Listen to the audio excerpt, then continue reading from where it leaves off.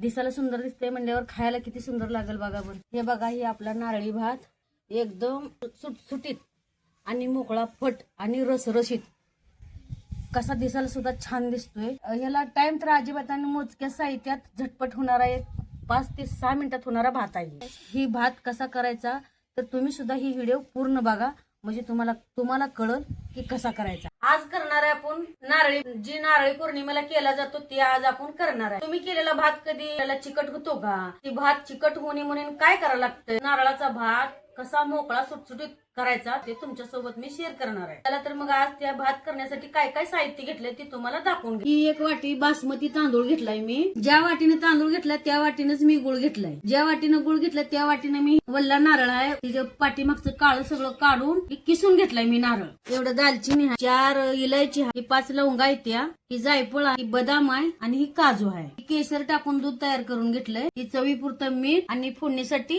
तूप घेतलंय। ही एवढ्या मोजक्या साहित्यात होणारा झटपट भात तुम्हाला करून दाखवते। चला, सगळ्यात अगोदर ही तांदूळ पाण्यात 20 मिनिटं भिजायला घालायचा आहे, हे टाकून घेते। तुम्ही सुद्धा भाताला हीच तांदूळ घ्या, कारण ही तांदूळ घेतलं ना लांबार सडक भात छान होतो। 20 मिनिटं तांदूळ भिजायला पाण्यात ठेवून टाक। 20 मिनिटं झाली की काढून घेतला। ह्या चाळणीत मी नितळाला असं ठेवून घेते। थोडस तूप टाकून घेऊया, लवंगा, दालचिनी, इलायची टाकून घेते, चांगलं परतून घेते तुपात। हे सगळं असं काजू बदाम बी टाकून घेते, चांगला कलर बदलला चांगलं परतून घेते। त्यात आता पाणी नितळ तांदूळ टाकून घेते। असा झटपट बनणारा वेगळ्या पद्धतीनं नारळी भात करणार आहे आपण आज। चांगलं तांदूळ चांगलं हलकस फुगसतो तर असं हलवूनच घेते। तूप टाकून चांगलं परतल्यामुळे ही भात आपला आता सुट्टा सुट्टा होणार आहे बघा। असं 3-4 मिनिटं झालंय परतून घेतलंय, तांदूळ थोडा थोडा फुगलाय चांगला।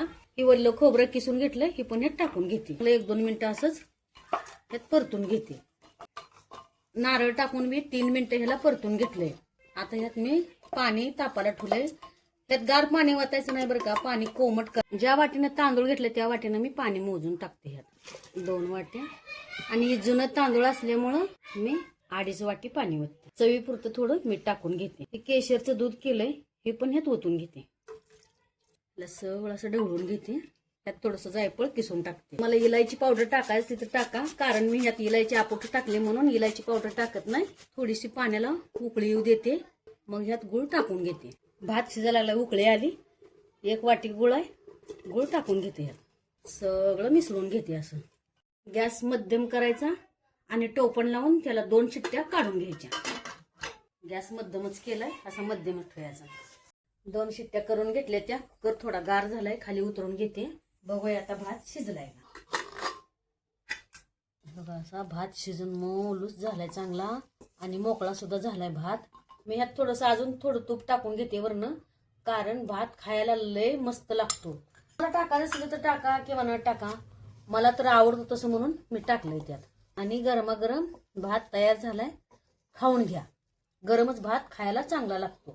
तुम्ही पण अजून नारळाचा भात केला नसलं तर नक्की एक वेळेस करून बघा। अजून तुम्ही चॅनेलवर नवीन असाल, अजून सबस्क्राईब केलं नसेल तर पटदिशी सबस्क्राईब करून घ्या। लाईक करा, शेअर करा, कमेंट करून सांगा ही भात कसा झालाय।